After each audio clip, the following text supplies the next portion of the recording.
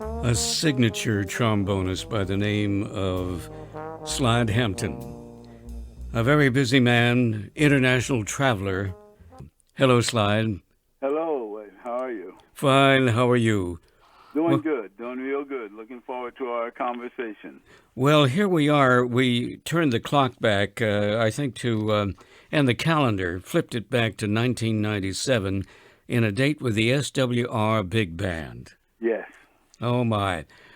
Those adventures of yours, I know you were in Fargo Moorhead recently, conducting that band, and there are all sorts of experiences that you share. And I might ask you, where did your life with a trombone begin? Well, I was very fortunate to be born into a musical family, and I was the last child born into the family, and they didn't have any trombone players yet. So when I was born, they said, "You're going to play trombone." They handed it to me on the left side. Your name is going to be Slide Hampton, and you're going to have to learn to live with it. So here we are. And here it is, the year 2006. Yes.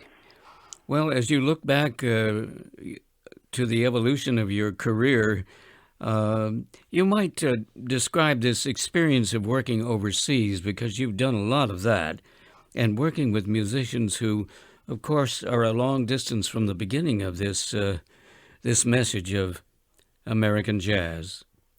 Yes, well, I was, actually, the thing that kind of took me overseas was a very interesting part of my whole development process. I went over with Woody Herman. I went 2 weeks to England with Woody Herman. And some of my friends on the continent of Europe found out that I was there and asked me to come over and play a couple of concerts. And I did, and the conditions and the whole respect for music and the musicians was so great, I stayed for 7 years.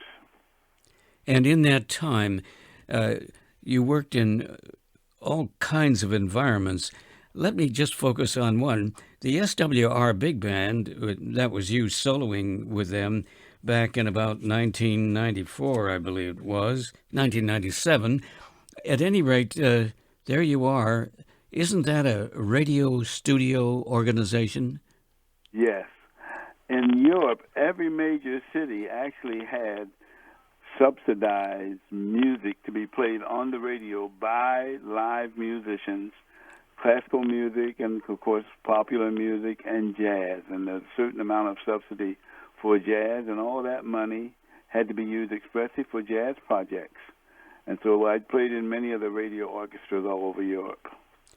And as you worked in that environment over 7 years, how can you describe what you learned about the culture and exposure and your experience and evolution in the European and international segment of your life?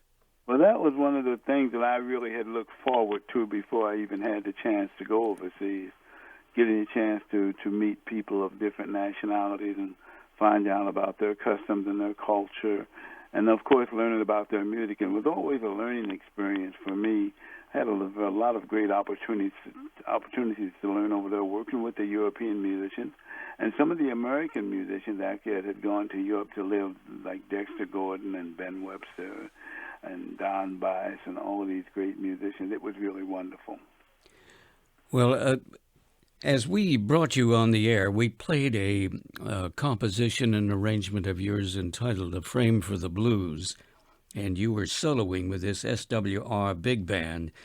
But you've also planted that material in the recording archives of the Vanguard Jazz Orchestra, and I thought we might listen to some of the same but different approach that you more or less composed and arranged for the Vanguard project. Well, it's like an old picture with a new frame. I see. I think I've made a lot of new frames for that picture, and I hope that they keep getting better. Well, let's listen to a little of it right now and share it with the audience. Okay. And stay on the line with us, and we'll just get your observations of that contrast between maybe the European studio band and this organization.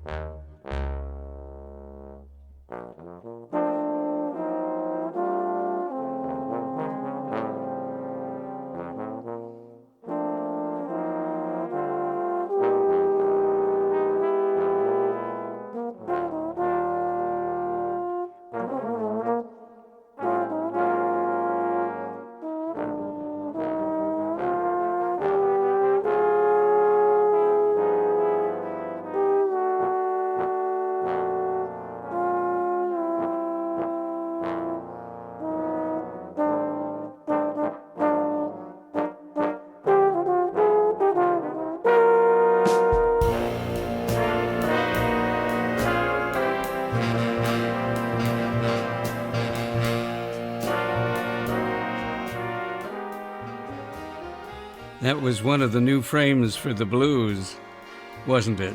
Yes. Yes, I started to use a little more modern harmony in it and still trying to keep the feeling of the original composition.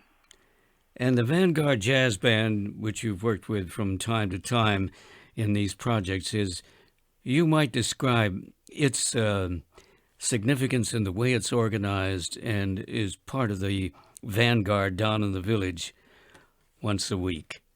Yeah, it's part of the Thad Jones, Mel Lewis tradition that they've carried on, which has always been a wonderful band, and they're doing wonderful things now. And I actually we got a Grammy for that CD that you were playing just now. Well, here's the Vanguard Jazz Orchestra. I know Jim McNeely worked with you on this project we just listened to, and he has picked up a Vanguard project too called Up from the Skies. And here's one of his compositions and arrangements. Just want to get your observations and comment. Okay.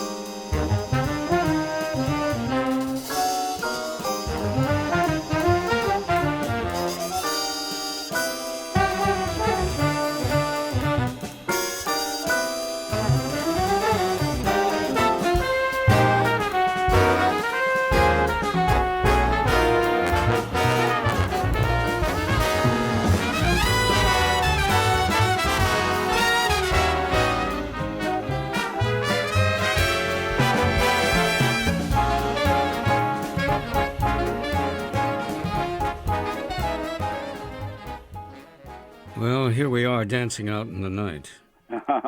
Jim McNeely is a fantastic arranger and composer and a fantastic pianist and a hell of a nice guy. Oh, and together you must build a lot of, just fuel and fire to make things work. Well, it really is inspiring to get to hear a guy like Jim, because he's really exceptional in his work.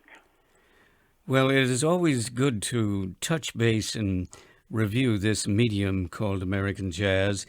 And as you've worked over the years, your life has certainly been very rich. How would you describe it? I've been very fortunate. Being a musician has actually made my life a blessing. People sometimes ask me, don't you ever take a vacation? I said, I've been on vacation for my whole life playing music. The best vacation I could be on. Because it's such a pleasure and it's such a great learning experience. Just opens my mind and my heart up to so many things. As to the future of it, what would you say? The future, there will always be music that actually is played because it's something that the musicians, it's an expression of the musicians. That's how jazz came into existence, an expression of musicians. That will always exist, especially musicians that are very serious and very dedicated. It will always be a music that will be very important and be leading all the other musics to the highest level of quality possible.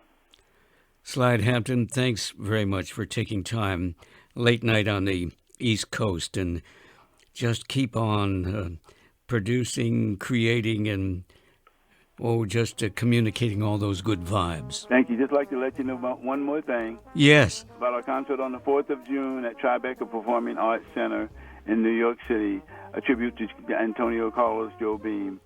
Looking forward to it, Okay. and we'll keep track of it. Thank you. Blessings on you. Mr. Hammond. Bye.